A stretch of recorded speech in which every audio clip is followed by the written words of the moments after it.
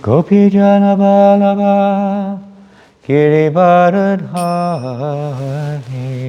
Gopi Jana Vallabha Girivardhari Gopi Jana Vallabha Girivardhari Gopi Jana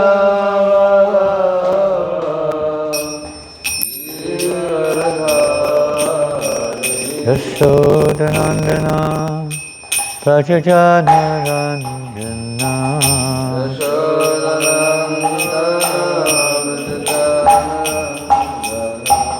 Yashodanandana Prajajanaranjana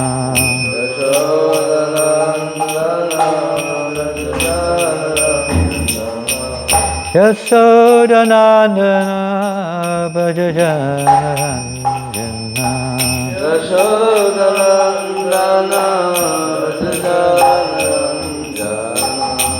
Yamunatira Vanachari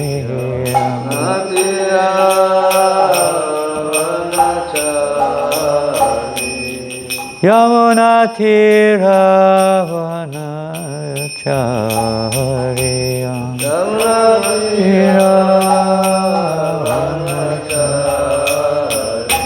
Jaya Radha Madhava Kunja Vihari Radha Madhava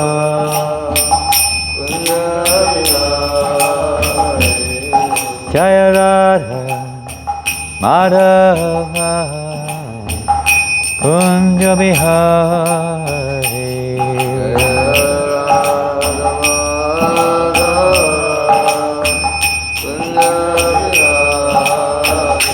Jaya Radha Madhava Kunja Vihari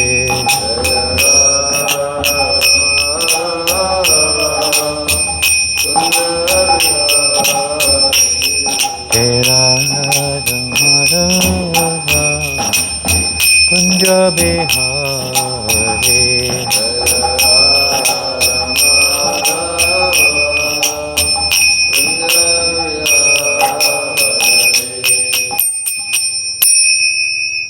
Go Premanande Shri Prabhupada Ki Jai Grantharaj Srimad Bhagavatam Ki Jai Harinam Sankirtan Ki Brihat Madanga Ki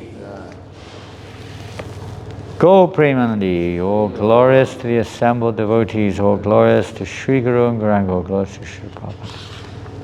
Namo Vishnu Padaya Krishna Vastaya Bhutale Srimate Bhaktivedanta Swami Niti Name Namaste Saraswate Devi Gauravani Pracharine Nirvasesha Sanyavadi Paschatya Deshatarine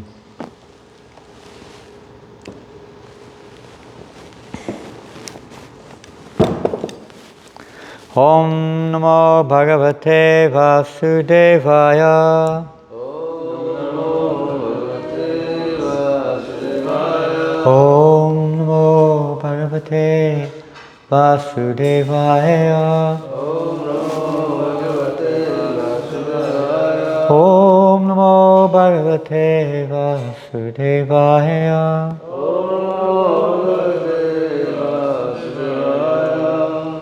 Today we're reading from the 8th canto, chapter 7, text 9. Lord Shiva saves the universe by drinking poison. I don't know, is it on the board? No. I'll just read it through. Tam utitam visha kolachalam puna samudyatani matitum sarasuraha dadara prishtena salaksha yojana prastadina dvipaiva paromahan. And there's a lot of verses here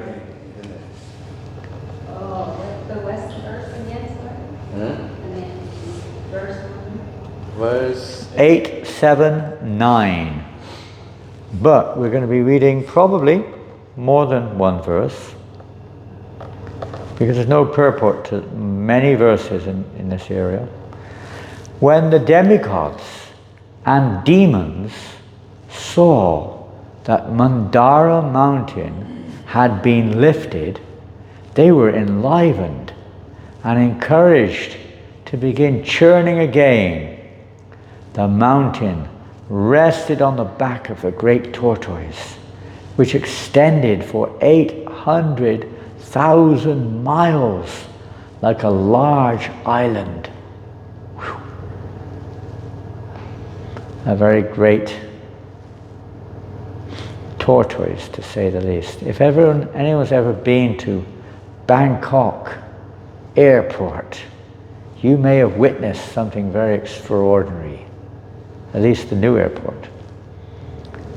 Have you been there? You've seen? In the center of the airport, where, transit, or whatever you call the area where you wait for your flights, there's an enormous form of the churning of the milk ocean, of Kurmadev, the mountain, all the demons, all the demigods. It's huge. It's hundreds of meters long, maybe 200 meters long. I don't know. It's very long. The whole, whatever you want to call it, depicting it, big from the mundane point of view, like in a statue form. They've done the whole thing there, right in Bangkok airport. The churning of the milk ocean between the demigods and the demons. And the ropes, the Suki, everything's there. It's amazing. And everyone who comes through Bangkok airport sees this. Absolutely everyone. So there's Lord Vishnu there, and all the demigods, everyone's there. So we can't imagine the size of this pastime which is going on here with the Lord's arrangement. There's no purport, so we go on to the next verse, maybe verses, let's see. Sura Sarendra Bhujavirya Vepitam Paribrahman Tongirimanga Prishtataha Bibratiravatanamadikachapu Menengaku Kanduyanam Prameyaha. O King, when the demigods and demons, by the strength of their arms, rotated Mandara mountain on the back of the extraordinary tortoise, the tortoise accepted the rolling of the mountain as a means of scratching its body, and thus he felt a pleasing sensation. There's a short purport by Srila Prabhupada. The Supreme Personality of Godhead is always the unlimited, although the Supreme Personality of Godhead in his body as a tortoise held on his back the largest of mountains, Mandara Parvat. He did not feel any inconvenience. On the contrary, he apparently felt some itching, and thus the rotation of the mountain was certainly very pleasing. Very nice. How everything that Krishna does has many, many different purposes. Ultimately, Krishna's purpose is to please his devotees, which automatically means pleasing himself.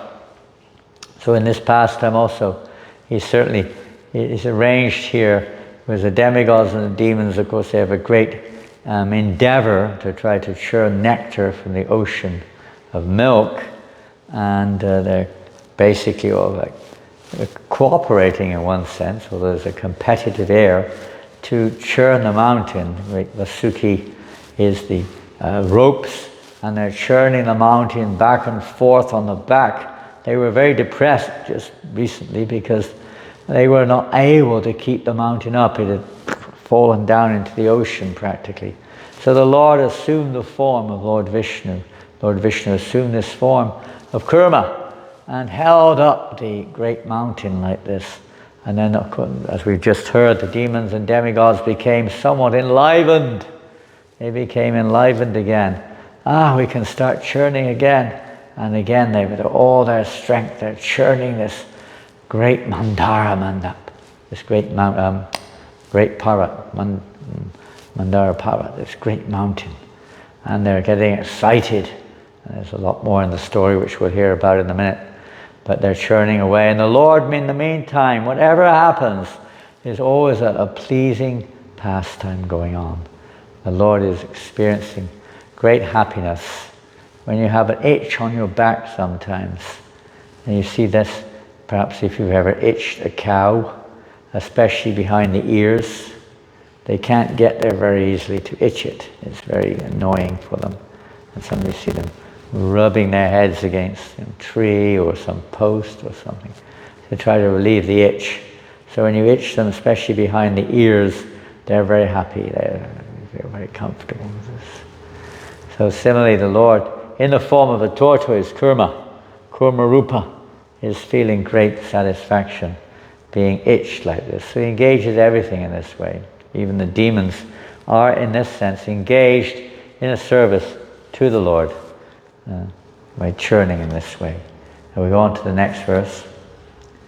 Tata suran avishad asurena rupena te shang balaviryam hiryan uripayan deva ganansha vishnur daivena nagendram aboda rupa.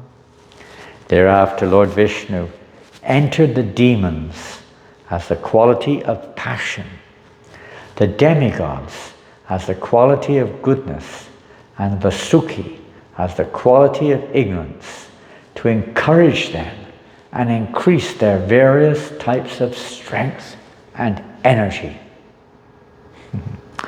Purport by Srila Prabhupada. Everyone in this material world is under the different modes of material nature. There were 3 different parties in the churning of Mandara mountain. The demigods, who were in the mode of goodness, the demons, who were in the mode of passion, and the snake, Vasuki, who is in the mode of ignorance. Since they're all becoming tired, Vasuki so much so that he was almost going to die, Lord Vishnu, to encourage them to continue the work of churning the ocean, entered into them according to their respective modes of nature: goodness, passion, and ignorance. There's an interesting corollary or comparison here also with our own situation in this daily life, how we interact with each other. Based on the influence of the modes of nature, we interact in various ways.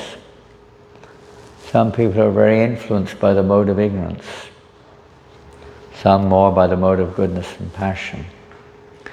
But everyone is basically, as Krishna himself explains, that everyone in this material world is working under this influence of the modes of nature, which are under Krishna's direction, of course. Material nature is working on the modes of nature under Krishna. The living entities are placed under these various influences, according ultimately to the arrangement of the Lord, but according to their various karmas and their desires. So here we see the demons particularly are in the mode of passion. Sometimes we hear the demigods are also in the mode of passion. They're supposed to be influenced by goodness. Sometimes the modes of passion also dominate. And the modes of ignorance, all 3 are at work. It's not one is only acting. They're all working, but sometimes one is more prominent than the other. And different people are more prominently influenced by the various combinations of the modes. Passion is bound to be there. Without passion, there's no action. Ignorance is automatically there as the predominant mode, because everyone in this material universe, every conditioned soul, is predominantly influenced by ignorance of all different kinds. Identity, purpose of life, so many different ignorances cover the living entity. And goodness, again, that will vary according to the ages, according to the planets, according to the individual, which is not so prominent in general.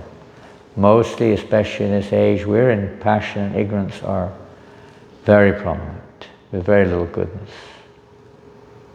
And the demigods also sometimes come under that influence. We see Indra sometimes influenced, even Lord Brahma, sometimes influenced by passion, chasing after his daughter Vak. Indra is very soon, in a few days, is Govardhan Puja, how passionate and ignorant, overwhelmed by passion and ignorance.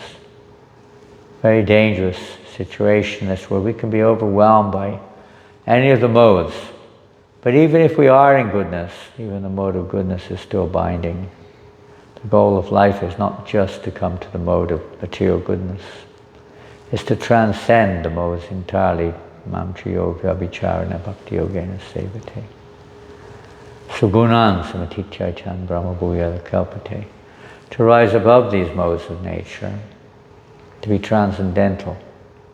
Even the beginning of Bhagavad Gita, Krishna says, Traigunya Vishaya Veda, Nishtraigunya Bhavarjuna. The Vedic literatures mainly deal with the three modes of nature. Rise above them, Arjuna. Don't be overwhelmed by the influence or the attraction to the objects of the modes. Rise above them. Your feelings now, Arjuna, are born of ignorance. Your lamentation and so on are covered by ignorance. Bodily identification, bodily lamentation, compassion on the physical platform may be tinged with goodness, but it's controlled by ignorance. Ignorance of our identity. We're not just interested, the demons and demigods are both, in this sense here, have both got material drive, material motivation, which is being inspired and influenced by the Lord. Even to the creative potency of Lord Brahma. It's not that Lord Brahma in of himself, at least in the form of a jiva, has the power, the Shakti, to create or to arrange the energies of the Lord and create the universal form. He doesn't have that power. That is also the form of the Supreme Personality of Godhead, who enters into him. Mode of passion. The mode of passion in this particular case, this particular service of Lord Brahma, that particular aspect of the Lord is a form of the Lord. Yes. You could say that form which interacts with the Lord helps to arrange in the material universe, but that form of the Lord expands the mode of passion, Rajaguna, into the heart of Lord Brahma, or into the personality of Lord Brahma, empowering him to perform the creative activity. And the same with Lord Shiva, although he's in a different category, but still the mode of ignorance is the main, aspect of the Supreme Lord, which manifests through Lord Shiva. And Lord Vishnu himself manifests the mode of goodness, which means maintenance. Maintain. You can see here the demigods and the demons at this point were not able to maintain. But the Lord then entered in. He empowered them, you could say, with his own expansive energy. And the demigods here said, mode of goodness. They're also covered by some passion, no doubt. We have the very endeavor itself. But this was the will of the Lord, so in that sense they're also acting in an appropriate way to fulfill the plan of the Lord, purpose of the Lord. But the demons are very much self-centered. They are aspiring to try to gain more power, more influence over the universe and to defeat the demigods. And Vasuki, in the form of a snake, obviously snakes are considered in the mode of ignorance. So, but they're all becoming exhausted. No one on their own even the greatest of demigods, is self-sufficient. Only the Supreme Lord is that self-sufficient personality. And all the talents and all the strength and powers that we see, the beauty that we see, everything, the wealth, everything is simply, you could say, borrowed plumes is described. This is all the energy of the Lord, which to different degrees is manifesting in the phenomenal or material world, and in the form of individuals, talents, qualities, abilities, and so on, or in the form which they've taken, beauty or ugly bodies which they have, the powerful bodies or the weak bodies, the small ones, the big ones. Everything is nothing but a manifestation of the Lord's energies, is not ours. And we have a little bit of an understanding of that, even a little bit, can really help not to become so affected by the changing modes.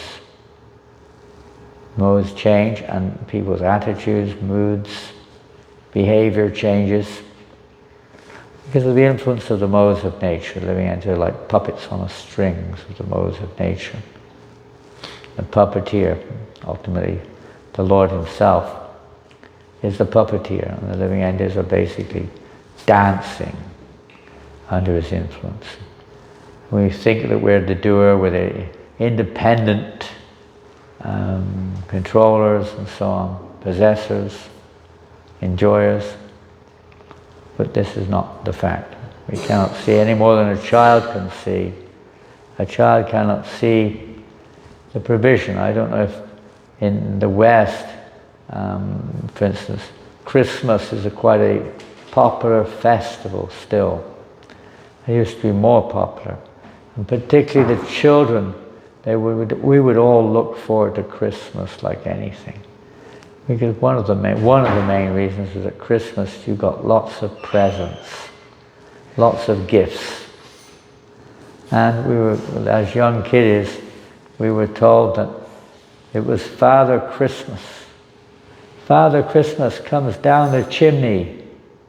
He's traveling through the world on a sleigh with reindeer, and he comes down the chimney and he puts all these gifts at the bottom of your bed, and when you wake up in the morning you find all these wonderful gifts of all the very things you hope anyway that you were aspiring for, that you told your mummy and daddy that you wanted. And Father Christmas is like a wonderful personality who provides them all. And for many years that was what we were led to believe. One year, I don't know what age I was, we used to leave a big kind of sack at the bottom of the bed for all the presents. One year I thought, I want to see Father Christmas. So I pretended to be asleep, but I wasn't. And I was just waiting. I was looking asleep. And then in the middle of the night, suddenly everything was dark. There was a little light came in. And so I could hear some sound. So I just opened my eyes a little bit. And lo and behold, there I saw my father with boxes and bags of gifts, putting them in the sack. And that was the end of my dream of Father Christmas. And let's say the excitement and nostalgia after that was just not the same. It wasn't there. The material was a little like that. We've got all these dreams that we're going to get what we want. It's going to satisfy me. And so on and so forth. And then maybe eventually we will realize that actually this is not the case in this world.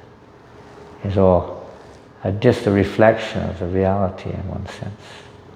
Dream-like condition. The demigods and demons are also thinking they can get what they want from the ocean of milk and become powerful, fulfill their desires. But even if it is in the mode of goodness, it's still material. Still is not the material mode of goodness can bind one to happiness, to a mode of lifestyle, which is maybe, you could say, quite nice in the material world, heaven, where you can live a long time and you have a very nice facility there, and enjoy in various ways the facilities that are there, beautiful food, beautiful women, handsome men, and long life, seems like you're never going to die, wonderful weather, everything's just pretty materially nice, and most people aspire for that. And even if you are capable or eligible to be in the mode of goodness to achieve such a platform, it's still, nonetheless, subjected to birth, death, disease, and old age. Right from the topmost planet to the lowest. Everywhere there's birth and death. Lord Brahma down to the Indragopa germ. Everyone is subjected to death and suffering. There's no utopia, as Prabhupada used the word himself actually. He said there's no utopia in this world. You cannot find it. Utopia means perfect situation. There is no such thing. The only perfection is when we gain freedom from it. We're not here to facilitate our material desires, exactly. That may be there at certain stages, but that's not the goal. Varnashram's goal is not to facilitate material desires at all. It does, but in a way that helps to elevate the living entity, not bind them. Some said here, Hari Toshan, the purpose of the Varnashram system is to please Lord Hari, not to please one's own senses. It may appear like that, and especially for those who are conditioned souls, that may be an incentive or even an experience.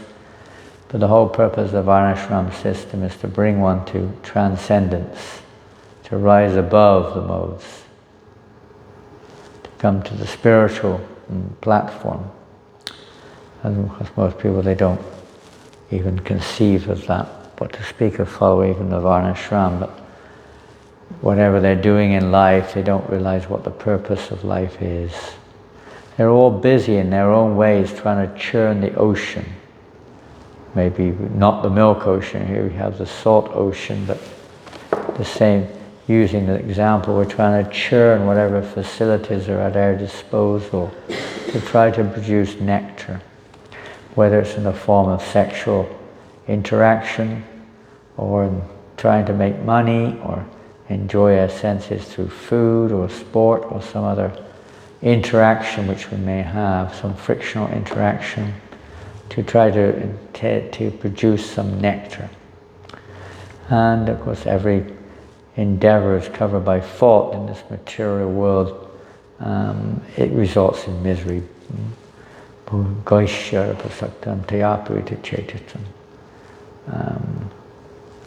No, what's that verse? Yehi samspashyaja bhoga dukhi yone evateda advyantavanta. That the wise person doesn't take pleasure in this. He doesn't take pleasure in this so-called material endeavor to obtain the nectar. He doesn't take pleasure because he knows even if you get the nectar, it will turn to poison. That pleasure, even there, Krishna describes that pleasure, which in the beginning may taste like nectar, but in the long run turns to poison. It's a mode of passion. Mode of goodness, materially, may in the beginning not be so pleasing, but it turns to more nectar in the long run. Mode of ignorance is always miserable, neither the beginning or end. So the transcendental devotional service rises beyond that. It's unmotivated. It's beyond the modes of nature, liberated. When we're fully engaged in devotional service. Rise above mantra yoga vicharana, bhakti yogena sevate, sagunam samatitaitan, brahma bhuyal kapati. Devotional service is not just churning the material world to get some result. That's not, the devotees are churning, you could say, the nectar of devotion. We have to churn the nectar of devotion, not the milk ocean of this material universe. or whatever it is, the ocean of liquor, whatever it is. We're trying to screw some pleasure out of these various situations, whatever mode of nature we're in. The drunkard is trying to get pleasure out of wine. For them, wine is like heaven. If they can get some wine, they feel like they're in heaven. Or if they're a junkie, drug addict, like that. Those in the mode of passion, especially driven by economic development, sex life also, but economic development, especially to make money, working hard to make money, try to get material property, possessions, objects of sense gratification. Those in the mode of goodness, they may also be working for environmental improvement or quality of life, compassion to other conditioned souls, and various other ways. Everyone trying to satisfy, and different people get pleasure out of different objects or different activities because of the modes of nature that they're under. It's like we see with animals, they're under the mode of ignorance, tinge of passion, but predominantly ignorance. And their pleasure is, you can see what their pleasure is. Basically, it doesn't go beyond eating, sleeping, mating, and defending. Practically not at all. And many humans aren't much different. They're also very much in the mode of ignorance. Eat, sleep, mate, and defend. There's nothing more. And some, of course, are very much in the mode of passion, and they're not so interested in eating, sleeping, mating, and defending. Maybe defending. But they're more interested in trying to exploit the world, control the world, feel oneself as the Lord and the conqueror. The mode of passion. The mode of goodness is better quality of life.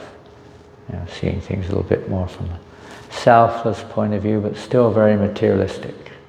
Very materialistic. Completely materialistic. Unless one comes or transcends those modes of nature and comes to the spiritual platform. When there's no more hankering or lamenting, for anything in this universe, any kind of sense gratification or trying to dominate. Our business is not to try to dominate the nature. Our business is to try to utilize the nature for Krishna's pleasure. So Bhaktisiddhanta Sarada, most people there running around trying to adjust this world, making plans all the time, how to create a perfect situation within these modes of nature. There isn't one. There's no such thing as a foolish endeavor. But people try nonetheless to do so. And they use practically any tactic. Wars are fought over it. And they're not even worried about millions of people being killed practically. So much driven by passion and ignorance. So much so in this world. But the devotees, they're not interested in trying to indulge in these various endeavors. But their endeavor is to try to connect everything to Krishna. In this way, everything becomes, you could say, harmonious. It becomes compatible when everything's connected, because everything belongs to Krishna. Materialist people, even those in the goodness, still think things belong to us. They belong to us. They're for our enjoyment. Maybe a better quality of life, but still it's mundane, nonetheless. But the devotee sees that everything's meant for Krishna's pleasure. The material nature is working under his direction. Everything that exists works under the direction of the Supreme Lord ultimately. So they try to find out how to link or how to engage everything in the service of the Supreme Lord. Whereas others think, service in my service. This is for my service. Even if they worship God, God is an order supplier, just like in this particular pastime, even if they do recognize that Lord Kurmadev is Lord Vishnu, and he's also empowering them. Nonetheless, as soon as they get the results of their endeavor, then generally people try to enjoy the results. They're not interested in necessarily worshipping the Lord. They try to enjoy the results of their endeavor, their worship, their work, and so on. They think they're entitled to it. The living entity is not the ultimate enjoyer. We only really enjoy in relationship with Krishna. Separately from Krishna, or karma, Krishna may give us some temporary pleasure, but it's not real pleasure.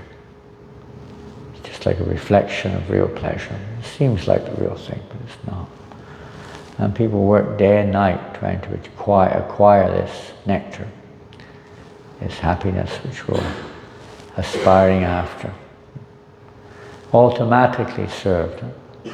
Yavana atu dapani savatak samplatodike. Those who recognize or understand that whatever pleasure you get in this world comes from Krishna. He's the reservoir of pleasure, just like the example given by Krishna is the ocean.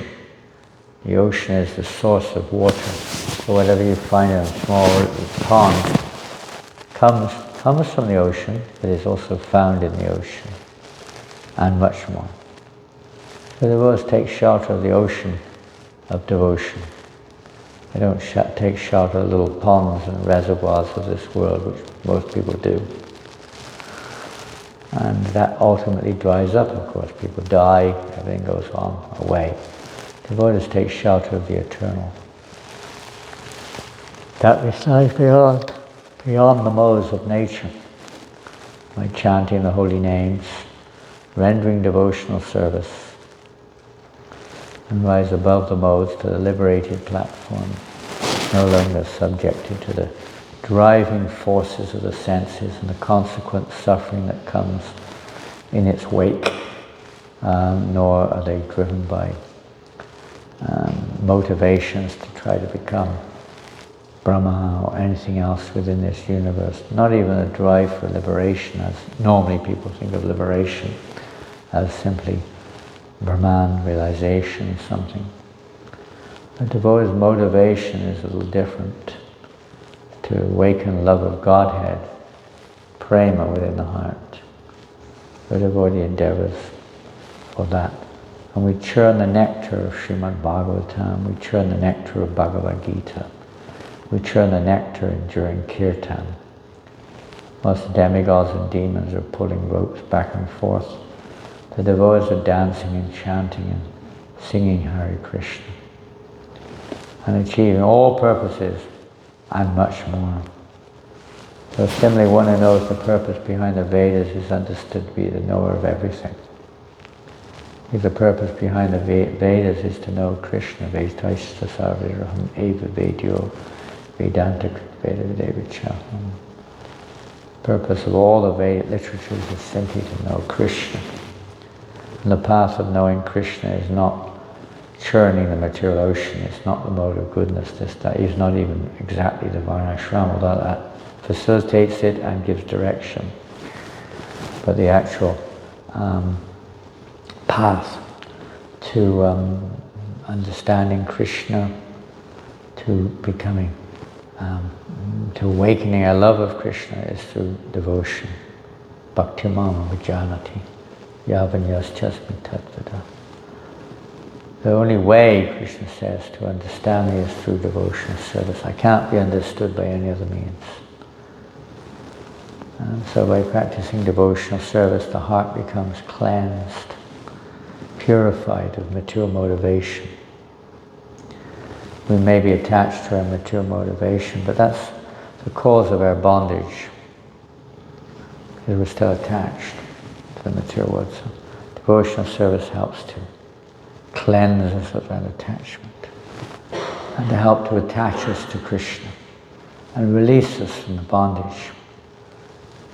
Yad anujyasanayakta karma granta nibandhan chindadikovidastasya karna kurikadat.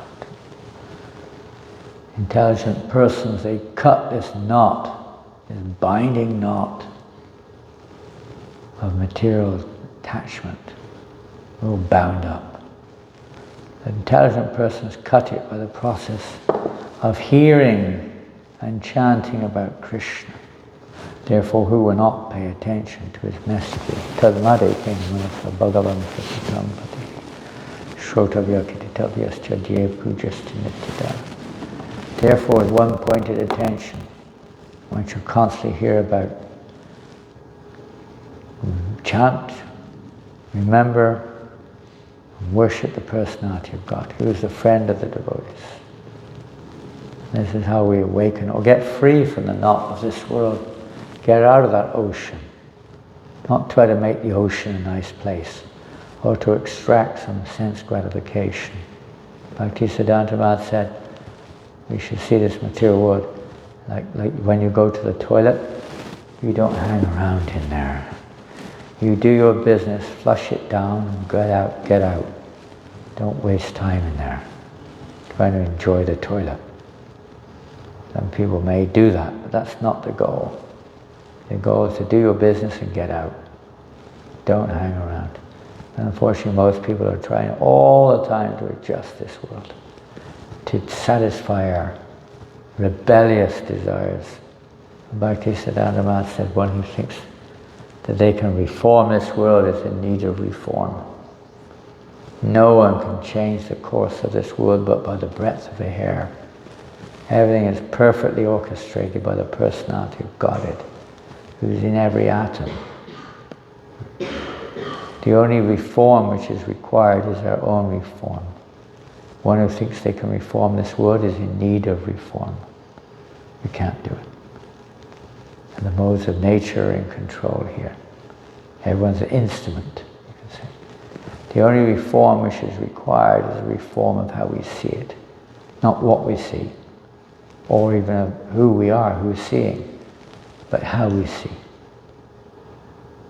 And that, he says, is evoked by exposing ourselves to the holy name of Krishna. You have to constantly churn this. Churning means positive sense. When you churn milk, then the milk becomes butter, or yogurt initially. Then you churn further, it can turn into butter, and then still further pure ghee. So by this constant churning in the association of devotees, of Krishna Katha, of Kirtan, and gradually, one gets the nectar, the real nectar, not just the artificial one, or the reflection, but the real one, the original, the source of all sources, the real nectar of devotion. That's the mission of the great acharyas, to provide this facility which we have here in Atlanta and in many places, where we can come together and hear Srimad Bhagavatam and have kirtan and share prasadam between us and so on. Hare Krishna, Krishna Krishna, Hare Hare. Hare Rama, Rama Rama, Hare Hare. Okay, I'm going to finish there. Today is Ekadashi. We're a little tired. Didn't sleep much last night.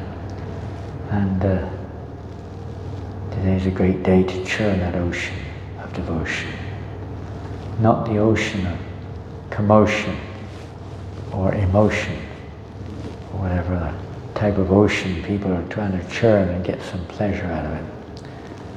No, the ocean of devotion, nectar, Bhakti Rasamrita Sindhu. A great day for chanting more, reading more, hearing more, reducing our sense gratification. Otherwise we get only poison. Poison, it will be coming out of the ocean very shortly. The ocean of milk was swallowed by Lord Shiva, of course. The chapter is entitled that. Maybe we'll get some nectar, but even that is not the real thing that we're really looking for.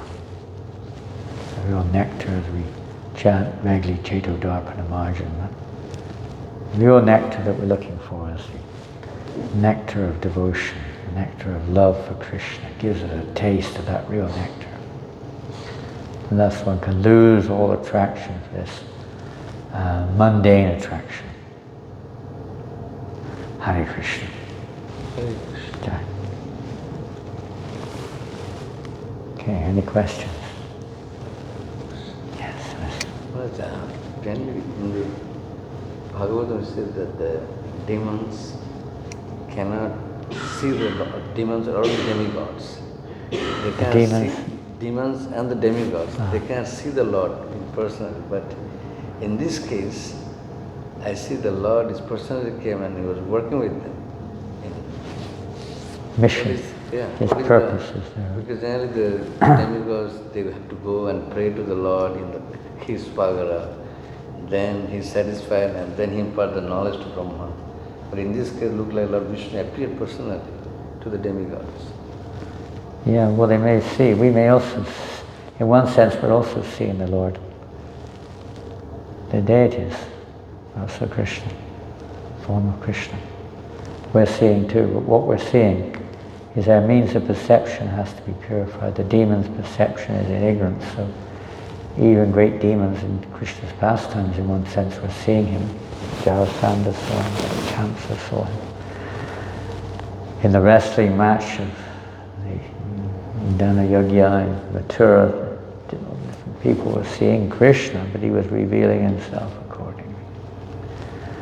He reveals himself, or some of the people come in front of the deities, why are you worshipping a stone? And they see, Big Prabhupada says, because their hearts are stone, they're seeing stone. Even as the demons are seeing God, in one sense Krishna is appearing before them in various forms, but they're not seeing him with the right perception. And even if they know that he's Vishnu, they hate him. They want to kill him. So Krishna reciprocates. He reveals himself according to one's surrender. Everyone's seeing God in one sense. This material universe is a form of God. It's not very personal form, universal form, but everyone's seeing to some degree the presence of the Supreme Person. They just don't want to recognize it, or they don't recognize it. They see it separately from any God or source. And most people just see it like that. So even if the Lord comes before us, we wouldn't recognize him as God. We see him maybe as an enemy. See him as an enemy or an ordinary person. And we read in a Krishna book on the Bhagavatam how some of the residents of Mathura saw him as an ordinary person, some as their enemy, death personified, some as their lovers, some as a beautiful young man, some as the super soul, some of them as the most heroic of human beings. Everyone saw him differently. He's reciprocating with your heart. And one can't, Krishna's not cheap. You can't just see him like that. Even if he's there, we don't see him. He is there, but we don't see him. He's in our heart, we don't see him. So even though he appears that they're seeing him. Like Prabhupada said, they appear they went to the moon, but they're not really going to the moon because they don't have the consciousness, the quality, particular body required for that. So it has to purify one's consciousness. We have to see Vrindavan, all the transcendental abode of the Lord appears to be there, but what do we see? We see something, hopefully reminds us of the real reality. What we're seeing is dirt and dust and chaos and thorn bushes and rocks and stones. And of course we're reminded of its actual position. That purifies us, but we're not actually seeing the real Vrindavan. Although we're there. In one sense we are there, but we're not really seeing the real Vrindavan. Covered. The real Dhamma is covered. Krishna covers that for me. Naham prakasha sarvasya. He covers it from those who are envious of him. They can't see it even though he's right in front of them. They can't see him. Hiranyakashipu, Krishna, Lord Nrsingadev, he couldn't see him as God. He was just some strange looking creature. And, come to challenging him. And different people is how we see, how we perceive, what is the relationship that counts. Everyone has a different perception of the same thing. Certainly that applies to God. We both read the Bible day and night, whereas thou read black and I read white. We read in the same book, but we get two different conclusions. Because we're seeing it differently. So the demons are obviously not seeing Lord Kurma or Lord Vishnu as being anything but another soul, another being, some kind, maybe very powerful. And they're just utilizing him to try to get their own purpose, like people who don't understand God. They simply pray to God for material reasons. They don't really understand him at all. That's not his desire, it just becomes a mundane order supplier. Lord's desire is that we wake up and go back to Godhead. Not many people see him like that. Any on the spiritual platform, kind of, most people see him as a mighty creator. Nothing more than that. Maybe love, unmanifest, unembodied love. Some kind of like Brahman mentality. Peace, love, and so on. With no real understanding of God's actual position, or Krishna's actual position. And many people worship the deity of Krishna with the intention totally different, not to attain Krishna at all, but to attain something powerful in the material energy, or gain liberation maybe. They don't really understand Krishna at all. They can't really see him.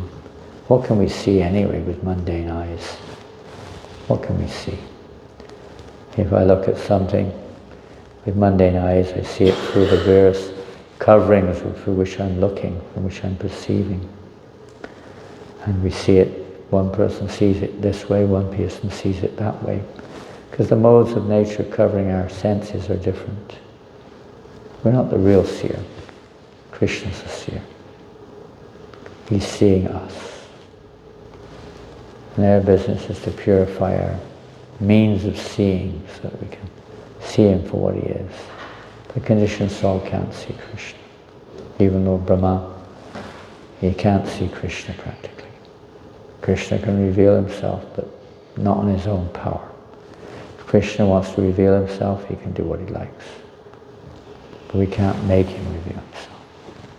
Any more than Mother Yasoda could make Krishna bound up. I've been most qualified of all. But even Mother Yasoda, with their own strands from her own hair, couldn't bind him until he agreed. Till he agreed. So on that level, there's still only by the grace of Krishna, the mercy of Krishna, is it possible to see him. We can do all we like, but we don't really see him. The demons seeing Krishna doesn't exactly remind them of devotional service. Maybe the demigods sometimes. But any conditioned soul, no, it doesn't. They like or they don't like. But it doesn't evoke the right or the, let's say, the relationship with Krishna, the proper relationship. Jarasandha was always the enemy of Krishna. He saw him as his enemy.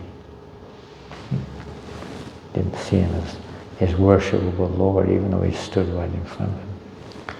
But Krishna reciprocates according to our heart, according to our desire. As they surrender unto me, I reward them accordingly.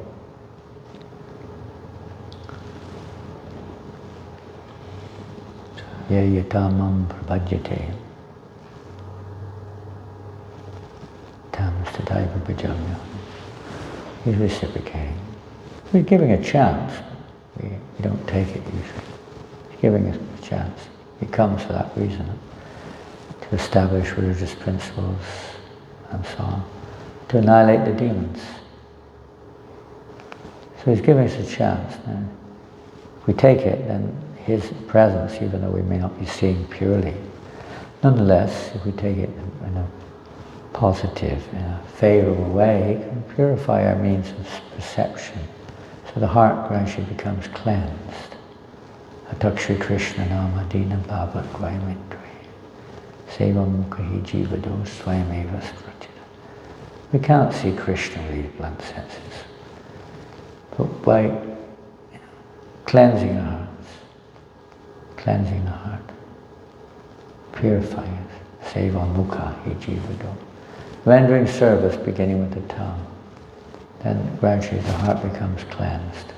The Lord may reveal himself. He's there, but we can't see.